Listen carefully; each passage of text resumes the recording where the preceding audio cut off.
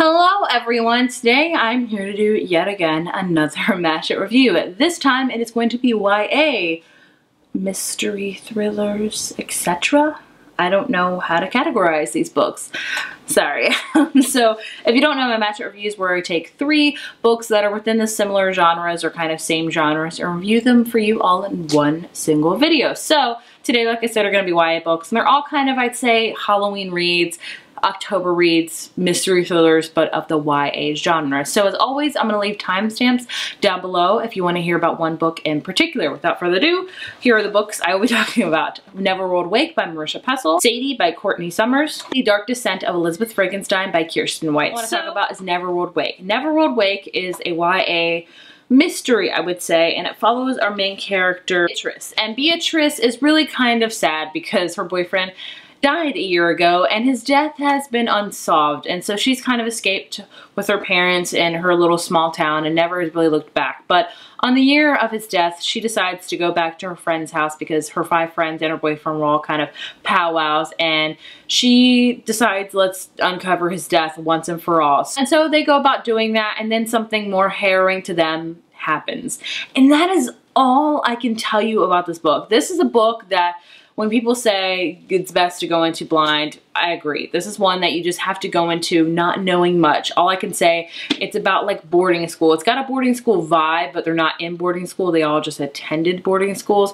It's got kind of a mysterious feel. It's got a murder mystery to solve, and it's got kind of a purgatory going on. So it's got a lot of different elements, and it's done really, really well, but just know that you just don't need to know much going into it. I didn't know much going into it, and I preferred it that way. The book is a mind blank. It's gonna mess with your mind. You're gonna think it's going one way and it goes in another. It was just very interesting, to say the least. I enjoyed it a lot. This is a book that's really polarizing. Either you really enjoy it or you don't. I really enjoyed how this book was a lot different from what I usually read. Like, it's a mystery, but it's very different from that in that regard, if that makes any sense. If you've read the book, you know exactly what I'm talking about. If you're watching, if you haven't read the book, you're like, I'm just confused. And you'll be confused when you read this book, but the ending was so good. I love the journey that it took. Just know, if you want a mysterious, atmospheric read where you're just constantly questioning what's going on, this is a great book for that. I give it a 4 out of 5. I highly recommend it. Like, I don't want to say anything else because I don't want to blow it, because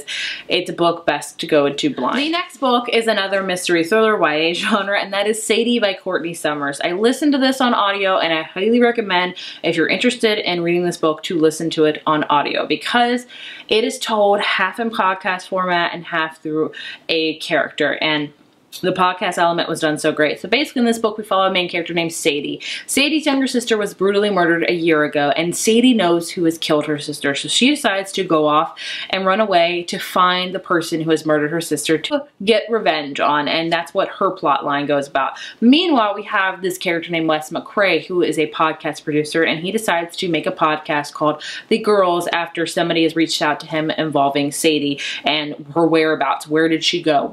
Why has she run away? Is she alive? Is she okay? So he makes this podcast called The Girls, all about trying to find Sadie, also trying to figure out about Maddie's death and things like that. So I really enjoyed this book. This book has been getting a lot of hype on BookTube for good reason. That's what makes it really unique, because it's told half in podcast. So you're reading half the book in podcast format, and they really, on the audiobook, develop it into a full-fledged podcast. They'll do the music, the intro music, as a lot of podcasts do, and this podcast is brought to you by Macmillan Publishers, and they'll have a full cast of people representing different people they interview and things like that within the podcast. So the audiobook was just amazing.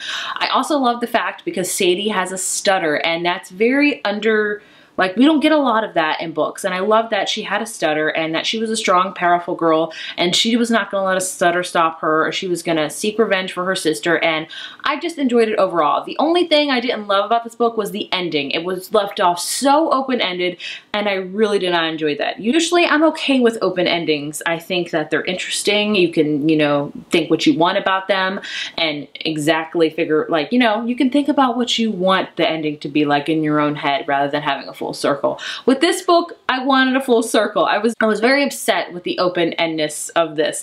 I wanted it to be complete. I'm still kind of upset about it because we don't know what's happened, and I want to know. I don't know if I'm the only one that feels that way, but overall, I really enjoyed it. Would give it a 4 out of 5. Highly recommend it in case you are not big on mystery thrillers in the YA genre, which I am usually not. But these 2 books have proved me wrong. I enjoyed both of them. Would recommend both of them. And the last book I want to talk about is The Dark Descent of Elizabeth Frankenstein by Kirsten White. This is a historical novel, kind of mystery thriller, I guess you could say. This is a retelling of the classic book Frankenstein by Mary Shelley. So of course you have the classic book, and I've never read Frankenstein. I know I am horrible, but I enjoyed this one. I gave it a 3.5 out of 5. It's really short, easy to fly through. I'd say it's great to read for Halloween, but other than that, it didn't wow me. It didn't it didn't really capture me completely, I guess you could say. In this book, we follow Elizabeth, and Elizabeth is introduced to Victor Frankenstein very young in her age, and she's an orphan, and basically the Frankensteins kind of adopt her to be like Victor's friend, to be there for him, and just to get him socially inept, I guess, and just be his friend. And basically she molds herself into Victor's eyes. Whatever he wants, she kind of does, because she doesn't want to be an orphan again. She wants to be always needed by the Frankenstein family. So she becomes whatever Victor wants. And time goes on, and they're both kind of grown up now, and she learns what Victor has been doing, how he's been operating and doing all these monstrous, horrible things. And she decides maybe it's time to not be what Victor wants and to stop him fully. So that's what this whole book is about. You can guess what happens because of the classic tale. Like I said, I enjoyed it. It's a Halloween book. It's not going to stick with me forever, but I'd say if you're a huge fan of monster tales and Frankenstein, maybe this book is for you. This was kind of slow. The plot was kind of slow, and the characters were amazing. I did like Victor because, you obviously know what's going to happen with Victor, but overall, like I said, 3.5 out of 5, kind of a middle of the road book for me, but I'm glad I read it. Like I said, I think it's a great Halloween read. So there you have it. Those are my thoughts and opinions on these 3 books right here. If you've read any of them, please let me know what you thought. I would love to hear. If you enjoyed this video, be sure to give it a thumbs up, hit subscribe, and I will see you guys in my next one. Bye.